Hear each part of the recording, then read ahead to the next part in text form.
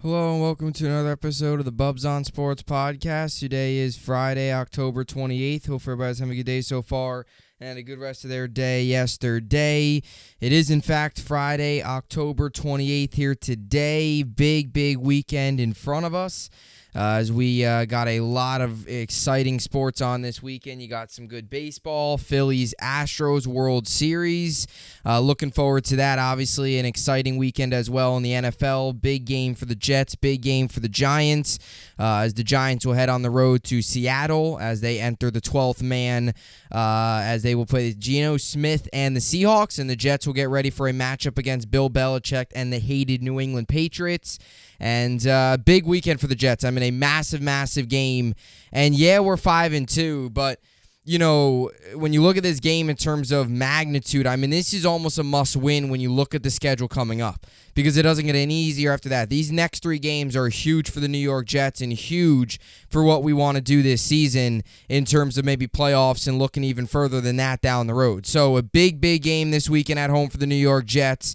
Obviously, you got hockey. Obviously, you got football, basketball, baseball, all that good stuff. So a lot to look forward to this weekend, and I'm really pumped up for it, and we're going to get you set up for that all today. Nets were on last night. They take a tough loss again, 1-4. I mean, just a brutal start to the season for the Brooklyn Nets. They played better yesterday. I thought Ben Simmons looked, he had two back-to-back possessions where he made some really good defensive plays. He got the steal and he got the play where Luka, they had to dish it out to Bullock. He shot the buzzer three. He missed it. Goes into overtime. Nets just ran out of gas. But this is a Nets team that's right now. You could look at it and you could say it's the injuries, and maybe it is. Seth Curry's still out. T.J. Warren's out. Joe Harris was out last night on the back end of a back-to-back as he still, they want to ease him back into it coming off of his injury that last year that sidelined him for basically the entire year other than about 10-15 games. And when you look at all those, you hope once all those guys come back and are fully back into it, you hope this team can find its rhythm. But right now, this team just looks bad. There's not much rhythm.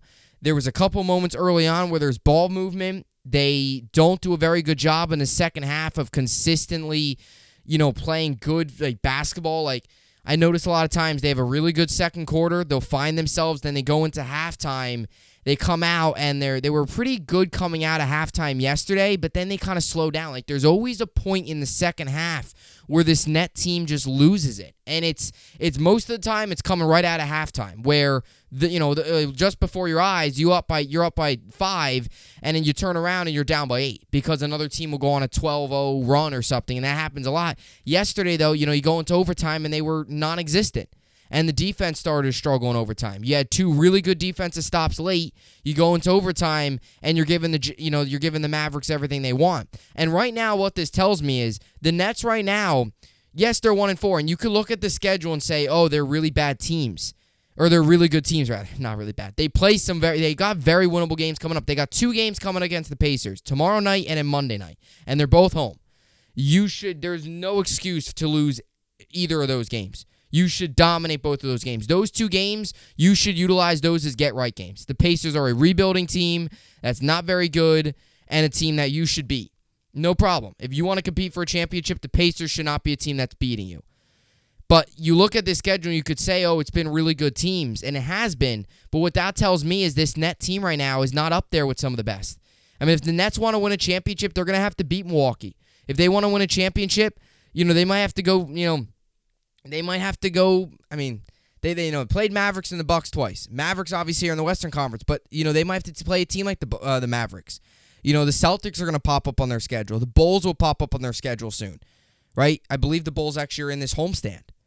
So this net team's not playing well right now. It isn't. It's got to be better. It's only 5 games in. You got 78 more games or 77 more games to go, or 76, whatever. But it's not like we're 70 games in. But we're only 5 games in.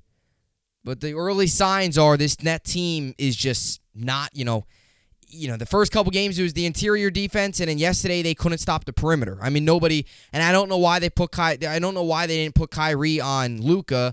They brought in, Utah, or they had Patty Mills out there. He couldn't guard Luka, and then they brought in, Utah, or however you pronounce his name, Watanabe. They bring him in. He shot well. He had 2 to 3 threes in a row. He couldn't guard Luka, and they couldn't put Kyrie on him. I would have put Kyrie on Luka, try to get that perimeter defense, because Luka was getting any shot he wanted early on. So, tough start for the Nets. But this is a Football Friday podcast. Going to try to keep it short and sweet, around 25 minutes. I know I've already spent about 5 minutes complaining about the Nets, which most of you probably don't care, because most of you who watch this probably are Knicks fans, but that's just my opinion on the Nets and what I'm seeing so far. So you know the drill. It's a Football Friday podcast. Get you my game picks, fantasy football, and get you ready for the weekend and the rest of sports. Phillies World Series, Astros tonight. Looking forward to it. Game 1. And Nets day off. Rangers, they are another team too that's struggling right now. They'll be back in action tomorrow. So they'll be back in action tomorrow against Dallas, and then they'll be back in action on Sunday against Arizona. So a quick back-to-back games for the Rangers tomorrow in Dallas and in Arizona, and so looking forward to that. And the Islanders tonight are in Carolina, and exciting night. And the Knicks also are playing tonight. They're on the road too. I believe they're on the road against the Bucks.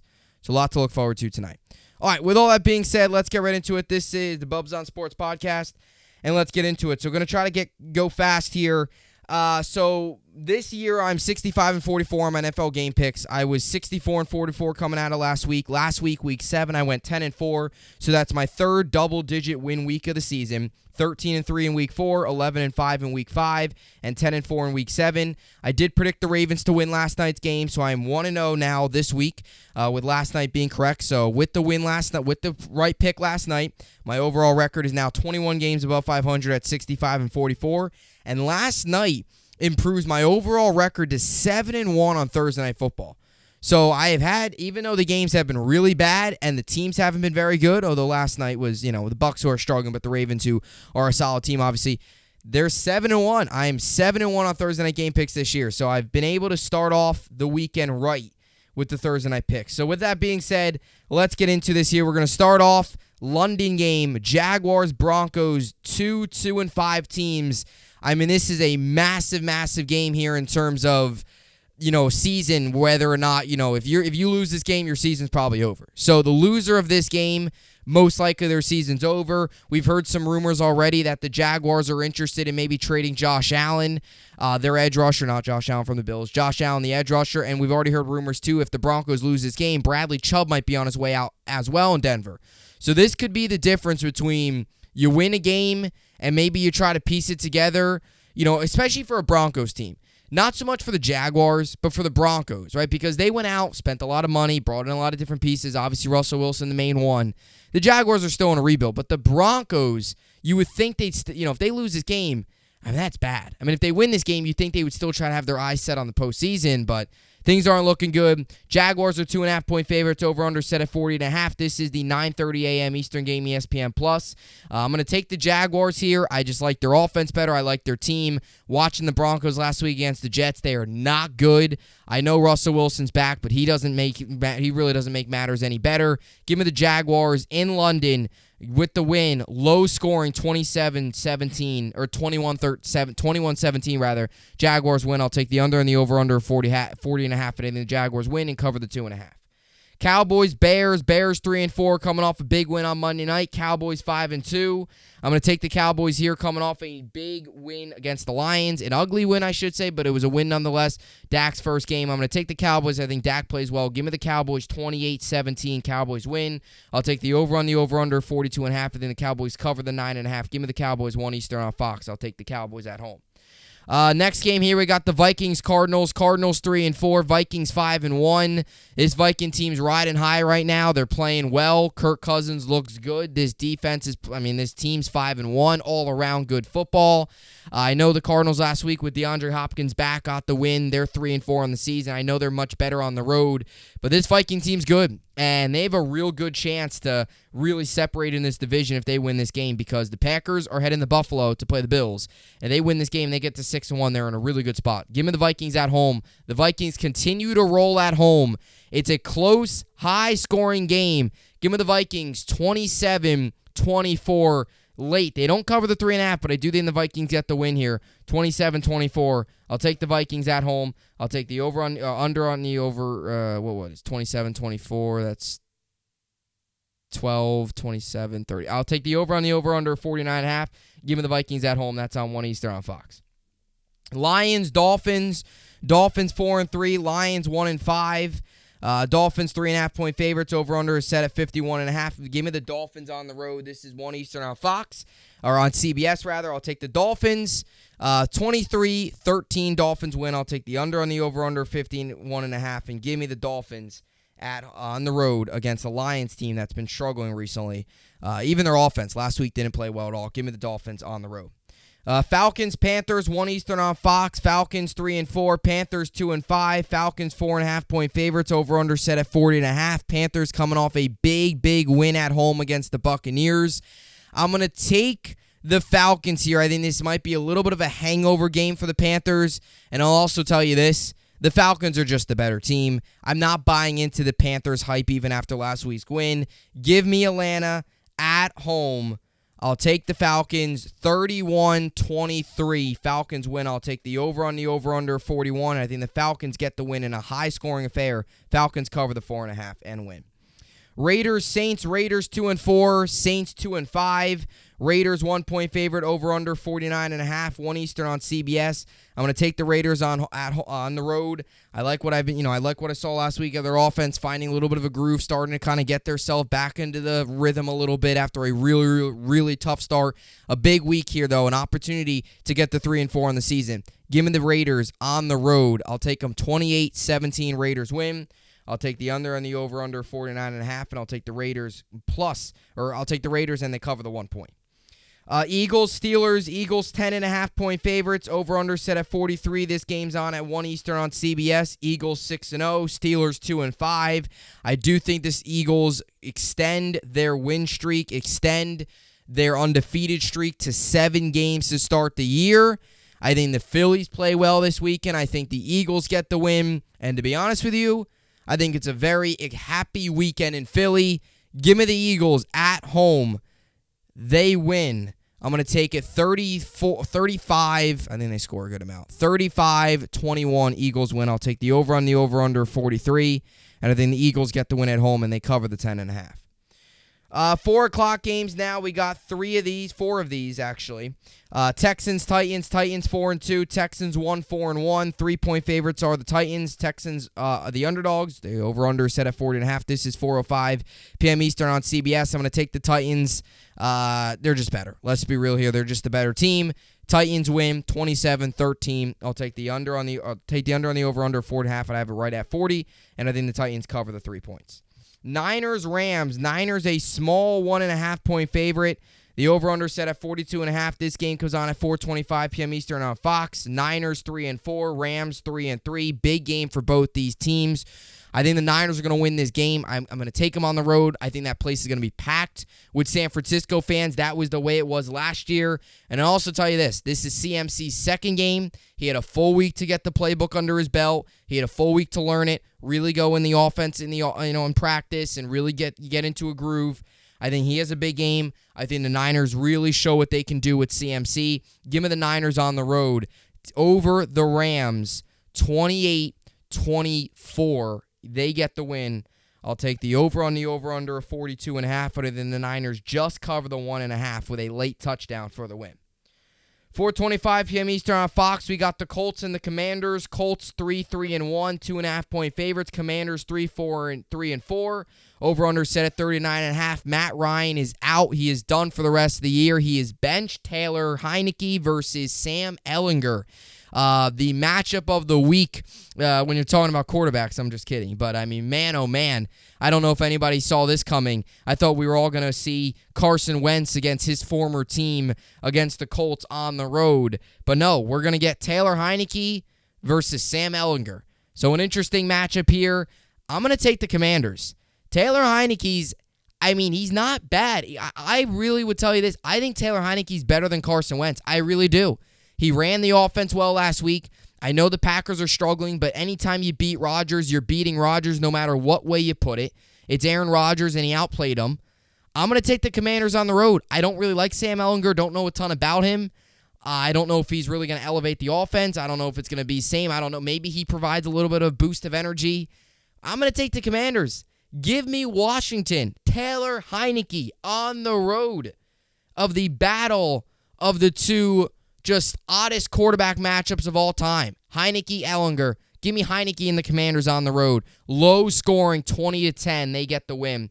I think they get the win. Under on the over-under of 39.5, and I think the Commanders get the win. Give me the Commanders on the road, plus 2.5.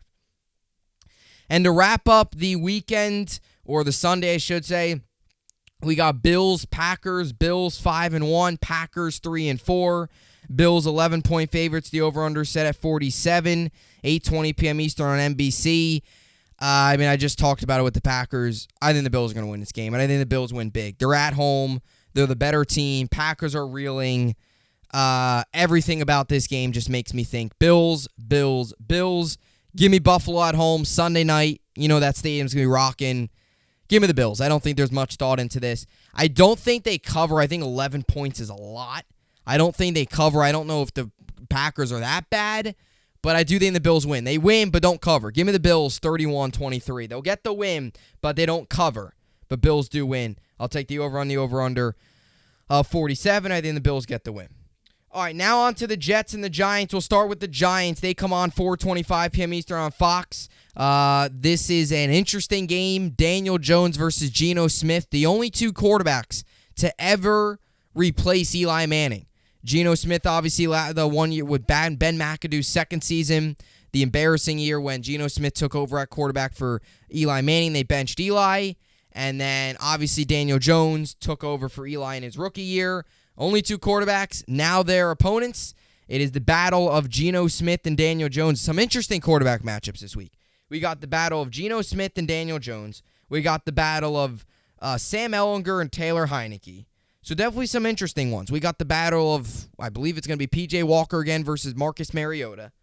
So when you look at some of these games this week, they don't have the best quarterback matchups ever. We almost got, Trevor Lawrence versus Brett Rippon, but it looks like Russell Wilson will be starting that game. But back to the Giants game here.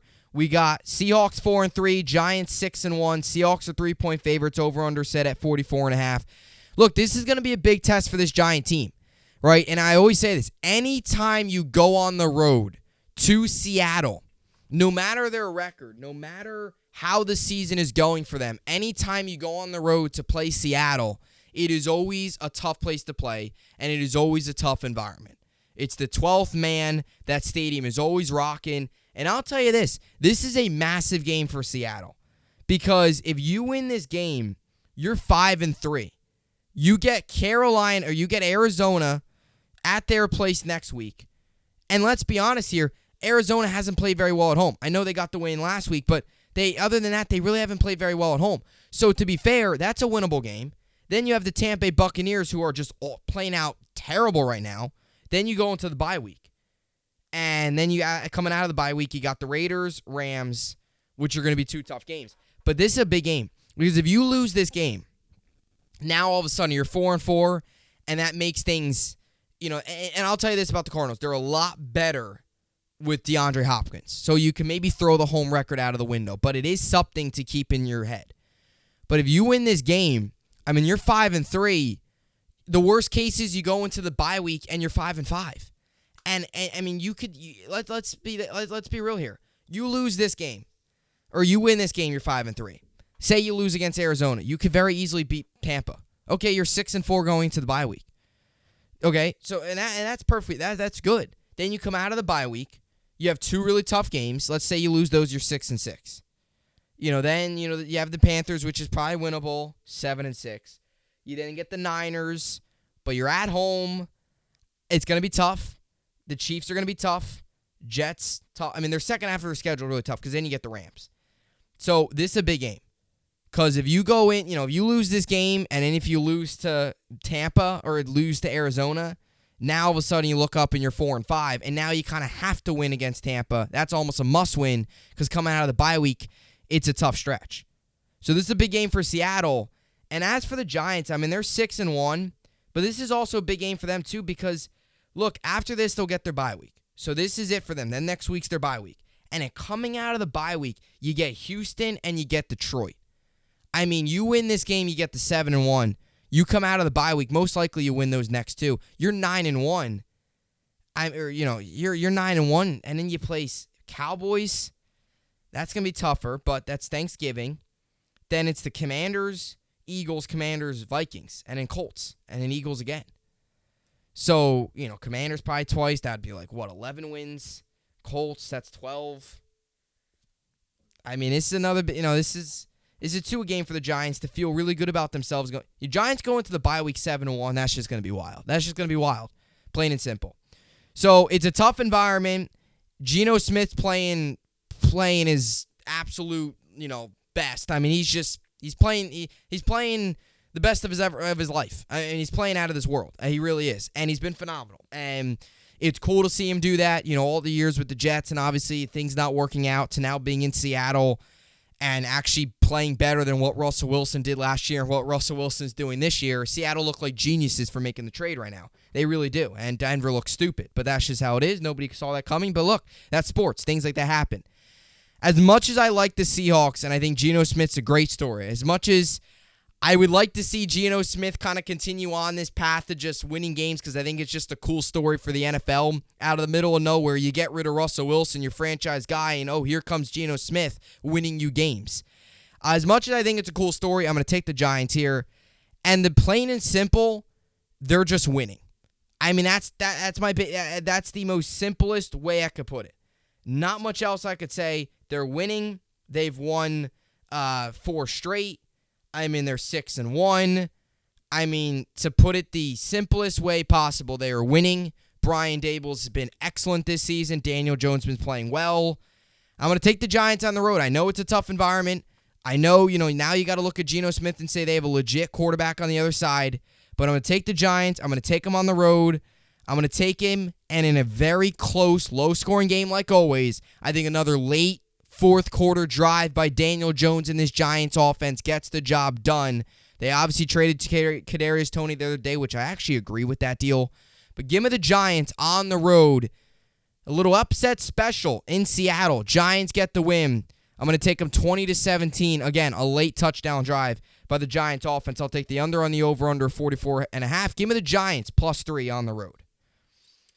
All right, now we go to the Jets and the Patriots. 1 Eastern on CBS, MetLife Stadium, blackout game for the New York Jets, going with their stealth black uniforms the day before Halloween, which is pretty cool.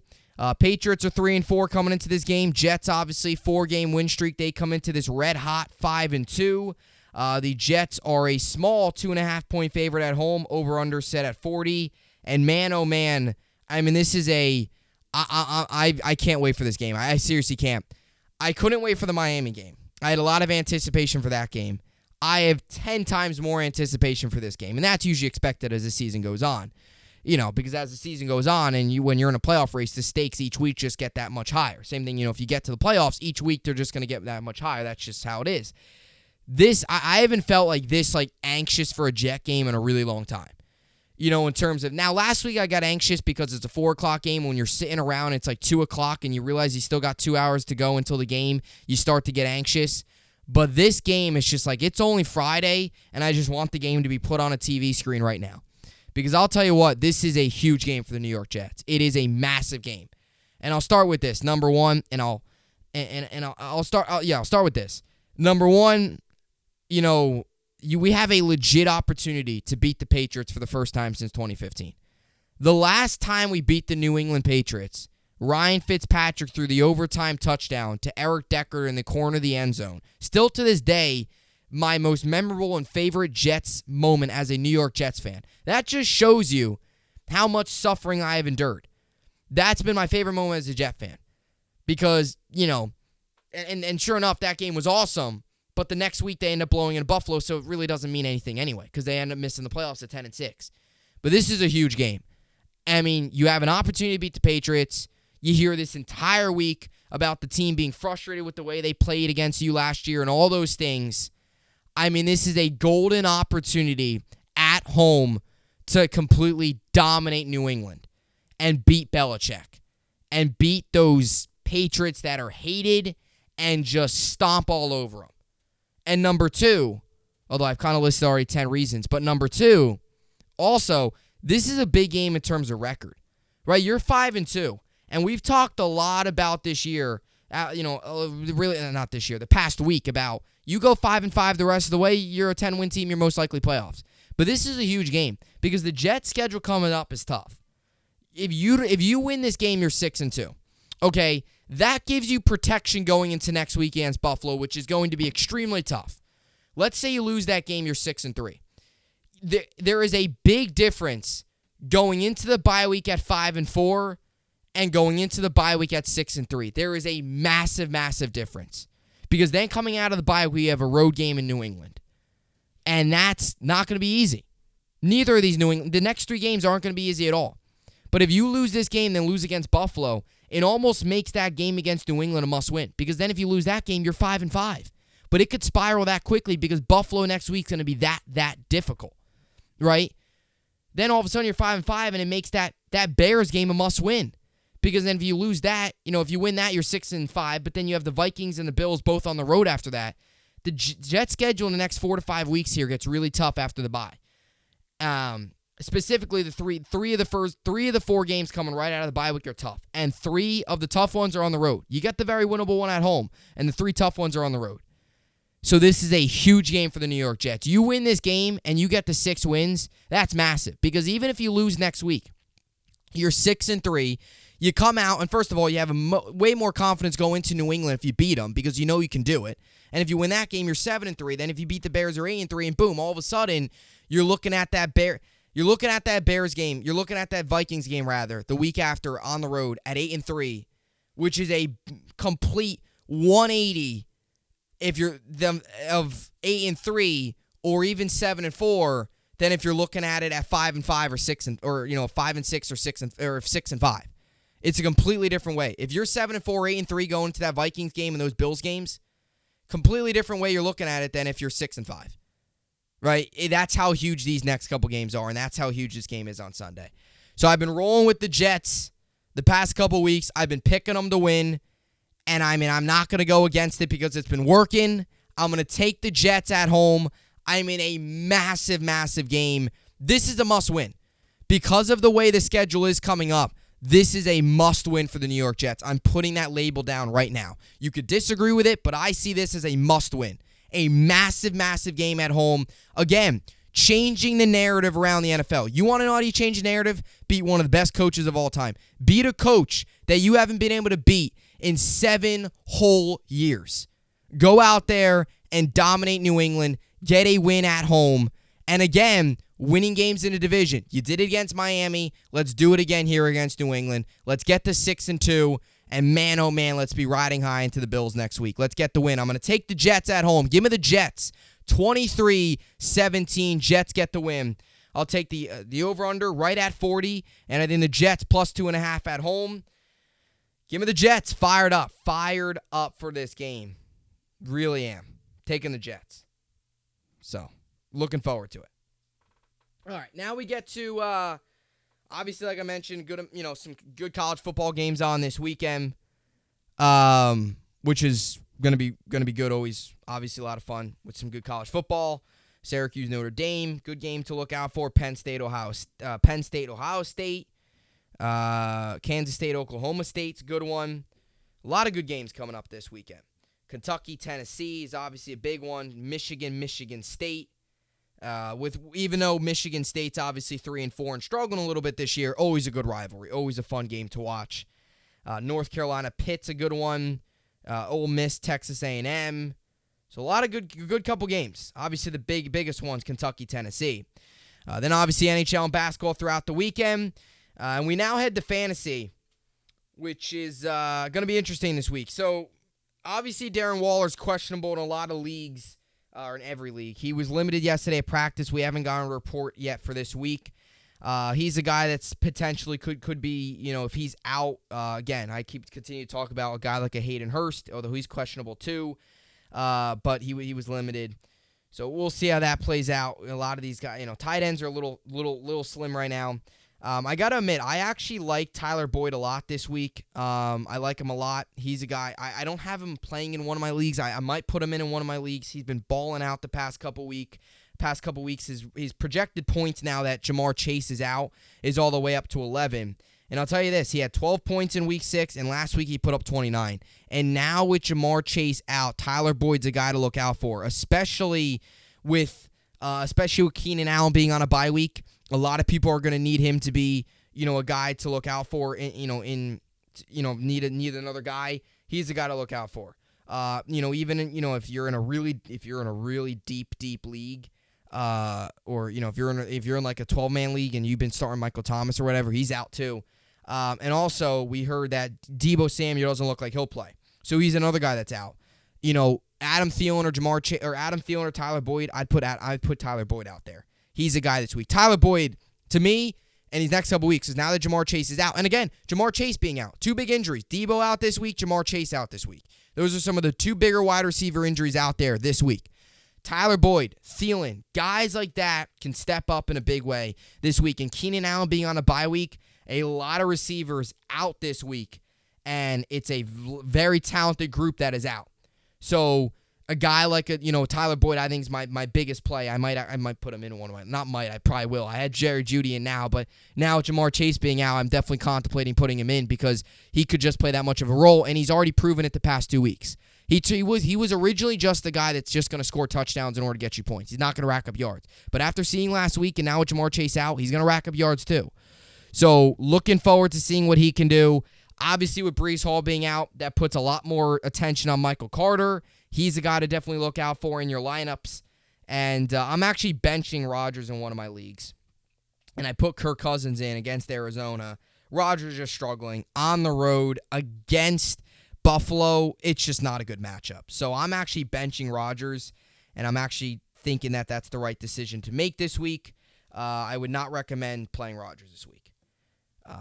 Just because of the fact that he's just not, I just don't think it's the right option. If you have, Daniel Jones too, I picked him up in one of my leagues. Daniel Jones isn't a bad guy too to look out for. He's played well, and look, I've crushed Daniel Jones, but he's played pretty well. He has. So, an interesting week in fantasy football coming up. A lot of guys out, a lot of different roster moves coming as, same thing in the NFL. Fantasy football gets really important this time of year. For the 2-5 teams out there, that for me, I have two leagues that I'm 2-5 in. This is kind of a make or break week for your season. For like the 3-4 teams, you have an opportunity to get right back in it. You win this week, you're back to 500. Boom, you're right back in it. To the 4-3 teams, you have an opportunity to really gain some separation. And to the rest of the teams that are kind of like 6-1 or 7-0, you just continue to build on it and see how much wins you can get. So. Should be good. Exciting weekend ahead. Go Jets. Looking forward to it. Baseball, World Series, Game 1 tonight, 8:03 p.m. Eastern. Aaron Nola, Justin Verlander, Phillies, Astros. Exciting weekend ahead. As always, I'll see you all back here on the flip side. Enjoy your weekend. See you all back here on Monday. Hope you enjoyed it, and thanks for watching.